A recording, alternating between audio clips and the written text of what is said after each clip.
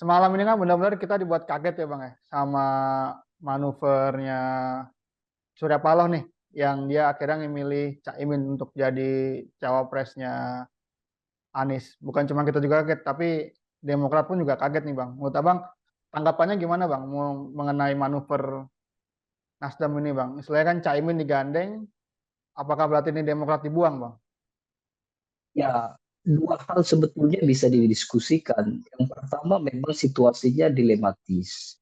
Ya, Yang dilematis pertama misalnya, PKB ini kan cukup potensial, bahkan PKB ini diprediksi akan menjadi partai politik penentu. Apa? Karena dia menguasai salah satu dari basis suara di Jawa, yaitu di Jawa Timur. Tapi demikian, Jawa Timur itu juga menjadi basisnya Partai Demokrat. Artinya ketika PKB bergabung dengan Nasdem dan di sana ada Demokrat, itu akan sangat bagus.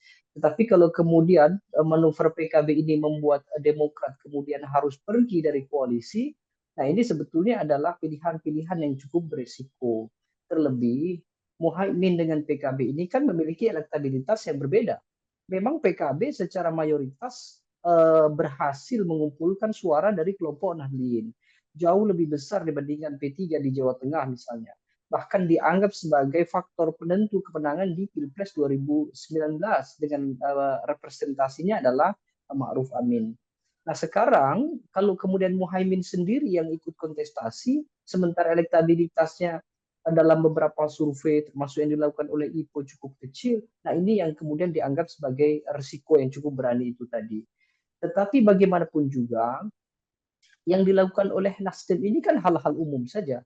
Artinya semua partai akan begitu kalau mereka bertemu dengan kondisi yang memungkinkan.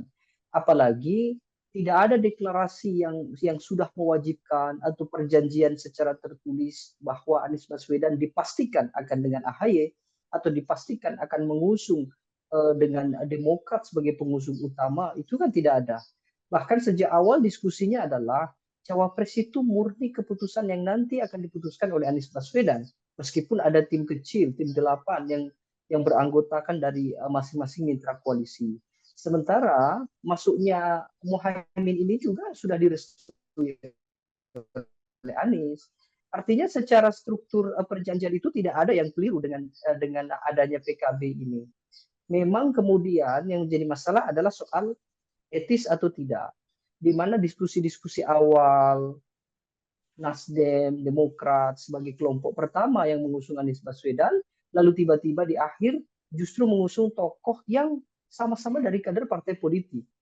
Kalau kemudian Anies Baswedan menggandeng kelompok di luar partai politik dominan seperti Khofifah misalnya, atau bahkan Yeni Wahid atau Andika Perkasa, itu mungkin masih ada sikap-sikap terbuka dari masing-masing partai ini. Tapi kalau kemudian yang ditarik adalah sama-sama dari kader partai politik, terlebih porsinya juga tidak terlalu jauh jika dibandingkan dengan Demokrat kondisi hari ini ya, bukan kondisi 2019, maka memang itu cukup mengagetkan bagi Demokrat.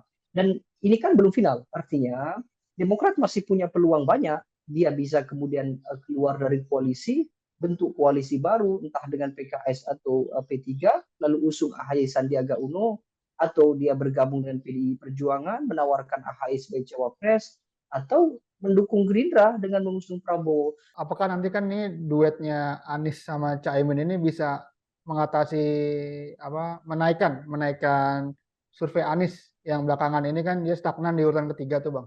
Kira-kira gimana Bang? Kalau bicara soal elektabilitas ketokohan, sebenarnya tidak tepat juga kalau mengatakan Anies selalu di posisi ketiga ya, karena posisi elektabilitas dalam survei itu juga naik turun. Masih ada konsekuensi-konsekuensi tertentu kenapa Anies berada di urutan 1, 2, 3 dan tokoh yang lainnya kira-kira begitu. Tetapi yang bisa dipastikan adalah PKB ini memiliki basis, itu saja. Bahwa tidak bisa dipungkiri pertarungan masing-masing tokoh itu hanya di Jawa Barat, Jawa Tengah, kemudian Jawa Timur. Jawa Tengah sudah bisa dilihat bahwa mayoritas pasti akan ke Ganjar Pranowo dan PDI Perjuangan atau siapapun yang akan diusung oleh PDI Perjuangan. Itu sudah confirm sejak 2014, 2019 dan akan berlangsung sampai di 2024. Nah, pertarungan yang kedua di Jawa Barat. Jawa Barat sebetulnya meskipun basisnya adalah basis Gerindra di 2019, tapi PKS juga punya andil. Sampai kemudian Anies Baswedan juga masih unggul di Jawa Barat berbagi suara dengan Prabowo Subianto. Nah, satu-satunya yang tersisa adalah Jawa Timur. Jawa Timur ini tentu menarik. Pilihannya sebenarnya dua. Kalau dia tidak menguasai Demokrat, maka kuasai PKB. PKB tentu lebih solid di Jawa Timur dibandingkan partai-partai yang lain. Meskipun dalam kondisi tertentu juga PDI Perjuangan juga punya basis, tapi kan tidak mayoritas. Jadi dari sisi kepartaiannya inilah yang diharapkan elektabilitas Anies Baswedan itu bisa meningkat, sekaligus juga membawa perubahan bagi koalisi Anies dengan koalisi Nahdliyin itu tadi. Oh, oke Bang.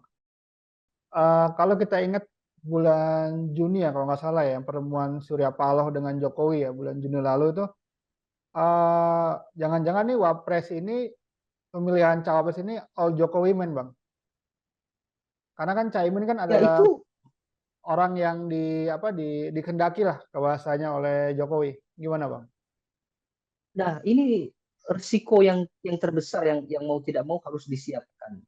Jangan-jangan justru bergabungnya PKB ke koalisi perubahan itu sebagai apa namanya sebagai sisipan dari kekuasaan. Karena sejauh ini PKB itu dekat dengan kekuasaan sekarang, termasuk juga mendapatkan restu untuk bergabung dengan Gerindra, mengusung dengan Prabowo, bahkan pernah hadir ke istana juga berdua dengan Prabowo Subianto. Nah, kita bisa lihat polanya. Kalau Nasdem bergabung dengan Demokrat dan PKS lalu secara tiba-tiba begitu ya, secara kontan menghadapi persoalan, bagaimana kemudian menterinya diusik, lalu kemudian bagaimana hubungan Jokowi dengan Surya Paloh juga terganggu begitu. Nah, kita akan lihat apakah situasi yang sama juga akan dihadapi oleh PKB atau tidak. Kalau sampai PKB tidak mengalami apapun tekanan gitu ya, entah kecil entah besar, kalau PKB tetap berada di kabinet, tetap mendapatkan respon yang baik, endorsement yang baik dari Joko Widodo, maka koalisi perubahan semestinya curiga. Oke. Jadi kalau dari pandangan Abang nih Bang, kira-kira nih naga-naganya nih bakal ada berapa pasang calon nih Bang nantinya? Dengan kondisi sekarang potensinya menjadi 4. Hmm. Kenapa? Tadi kan semula gitu ya, ketika Golkar PAN bergabung dengan Gerindra, harapan 4 poros itu sempat menghilang. Karena satu-satunya harapan pada saat kemarin yang akan menjadi poros keempat adalah Golkar dengan PAN, yaitu mengusung Airlangga Hartarto dengan Zulkifli Hasan, atau Airlangga Hartarto Erick Thohir dengan representasinya PAN, kira-kira begitu. Nah, begitu mereka bergabung, poros keempat itu dianggap sudah tertutup. Tapi begitu PKB kemudian keluar dan bergabung dengan koalisi perubahan, hanya dengan PKB Nasdem itu sudah cukup. Artinya ketika PKS Demokrat ini keluar, lalu mereka berhasil mencari satu tambahan, sebut saja misalnya P3, karena kondisi P3 juga mirip dengan kondisi PKB di Gerindra. Mereka berharap cawapres Sandiaga Uno untuk Ya. Ganjar Pranowo, tapi tidak ada kejelasan sampai hari ini. Bukan tidak mungkin P3 juga menarik diri dari PD Perjuangan, lalu kemudian menggalang koalisi dengan Demokrat dan PKS. Maka itu bisa saja kita berharap ada poros baru lagi, yaitu 4 poros. Ganjar Pranowo bisa dianggap dekat dengan pemerintah, Prabowo juga dekat dengan pemerintah, lalu nanti AHY Sandi dekat dengan pemerintah, lalu Anies Muhaimin juga dekat dengan pemerintah. Artinya ini akan menjadi kontestasi yang mungkin menjadi win-win solution untuk dua belah pihak. Dua belah pihak itu satu pihak kekuasaan, yang kedua adalah pihak publik. Publik yang kontra terhadap kekuasaan sekarang bisa punya pilihan, apakah Anies Baswedan atau AHY. Sementara pemerintah yang sekarang berharap akan melanjutkan legitimasinya dalam pembangunan, juga ada Prabowo Subianto, ada Ganjar Pranowo saya kira. Jadi kira-kira bisa bakal ada 4 poros Bang ya? Maksimum yang diupayakan bisa 4 poros. Ada 4 poros ya? Tetapi kalau mau kontestasi ini berjalan dengan upaya betul-betul konsentrasi untuk menang melawan kelompok kekuasaan begitu, maka baiknya tetap 3. Artinya Demokrat tidak akan rugi dengan tetap mengusung Anies Baswedan, apalagi kalau sampai Anies Baswedan bisa menang dalam Pilpres dengan dukungan PKS dan Demokrat. Kenapa? Ya satu sisi AHY itu masih punya peluang yang cukup panjang sekali jika dibandingkan dengan Gerindra. Ya, sebut sajalah kontestasi hari ini ada Prabowo Subianto yang mewakili dari militer. 2029 siapa tokoh yang paling menonjol dari kalangan militer kalau bukan Ya. AHY sekarang? Artinya apa? Dengan tetap berada di Anies Baswedan sekalipun, peluang untuk mengembangkan karir politik sekaligus untuk menancapkan kekuasaan Demokrat itu masih cukup bagus. Sekarang ini udah bisa dilihat belum Bang? Siapa kira-kira cawapres-cawapres lain nih Bang? Kan baru satu nih yang udah keluar nih. Istilahnya udah muncul ke publik, Caimin nih. Yang lainnya udah bisa kelihatan belum Bang? Kira-kira menurut Abang? Minimal dua tokoh lah ya, antara Erick Thohir atau Gibran Rakabuming. Meskipun Gibran Rakabuming kita masih menunggu gugatan di Mahkamah Konstitusi.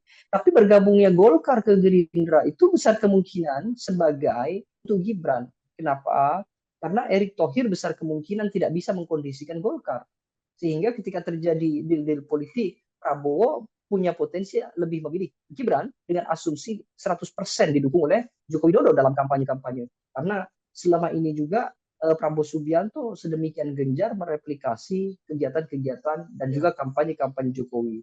Merubah nama koalisi menjadi Indonesia Maju itu saya kira menjadi satu bagian bagaimana diplomasi Prabowo Subianto terhadap Joko Widodo. Hanya saja tinggal di Ganjar Pranowo. Kalau Ganjar Pranowo mungkin dari sisi kelompoknya sudah bisa kita baca. Megawati punya kecenderungan menyukai kelompok NU. Artinya sekarang pun besar kemungkinan akan begitu.